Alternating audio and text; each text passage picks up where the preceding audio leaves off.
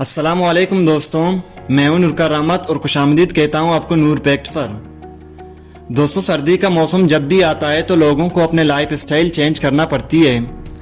गर्म कपड़े, dry fruits, ये सब चीज़ें सर्दियों का हिस्सा होती हैं।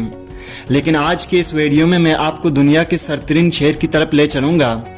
इतना सर्द कि एक आम इंसान वहाँ रहने का तसव्वुर भी नहीं कर सकता। अगर आप सोच रहे हैं कि आपके शहर में वाकई सर्दी आ गई है तो ज़रा रूस के इस शहर के बारे में जान लें, जिसके बाद आप अपनी सोच बदलने पर मजबूर हो जाएंगे। दोस्तों, रशिया के सूबे साइबेरिया के एक सुनसान इलाके में एक छोटा सा शहर आबाद है जिसे ओनियाकान कहते हैं, जिसकी आबादी सिर्फ 900 लोगों पर मुश्तमिल है। ये दुनिया का सर्दतरीन इलाका है और यहाँ के लोग मुस्तकिल तौर पर दुनिया के ठंडे तरीन इलाके में रहने का एजाज़ रखते हैं। लेकिन इस इलाके में रहना इतना भी आसान नहीं। मरी और क्वेटा जैसे इलाकों में मनफी 6 या 7 पर कारोबार ज़िंदगी ठहर जाता है, जबकि कराची में 10 या 12 डिग्री सेंटीग्रेड में भी लोग घरों से निकलना कम कर देते हैं। दोस्तों, ओनियाकान दुनिया का ठंडा और सर्दतरीन शहर है। इतना सर्द, अगर आप उबलते हुए पानी को भी आवा में फेंकें तो वो आवा में ही जम जाएगा, जैसा कि आप वीडियो में देख सकते हैं। इस शहर का सबसे कम टेम्परेचर 1924 में -71.2 डिग्री रिकॉर्ड हुआ था। ओनियाकान जाने के लिए रशिया के शहर युकुत से 2 दिन लग जाते हैं। इस शहर की तरफ जाने वाली बर्फीली सड़क 1200 किलोमीटर लंबी है। इस शहर में कोई होटल या रेस्टोरेंट्स मौजूद नहीं है और बाहर से आए हुए मेहमानों को किसी के घर में ही रुकना पड़ता है। दोस्तों, ओनियाकान के घरों में वाटर पाइप्स नहीं होते क्योंकि पानी उसी वक्त जम जाएगा।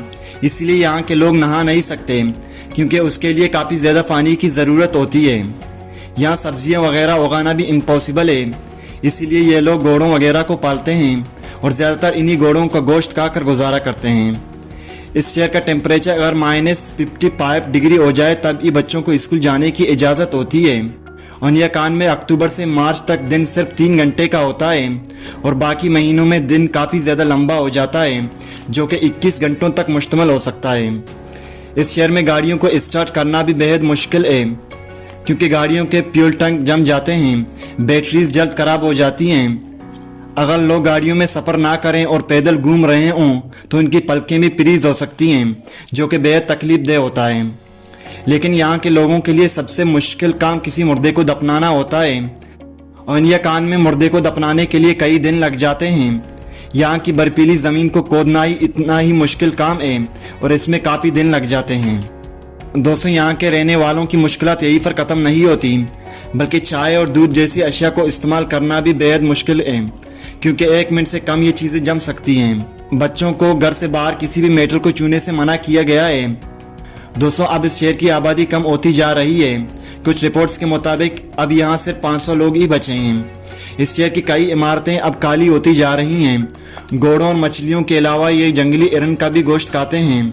ओनियाकान के लोग शायद इन मुश्किलात के आदी हो चुके हों और इस शहर की इसी मौसम ने इसे दुनिया भर में मशहूर कर दिया है। दोस्तों, अगर आपको ये वीडियो पसंद आई हो तो इस वीडियो को लाइक करना मत भूलें।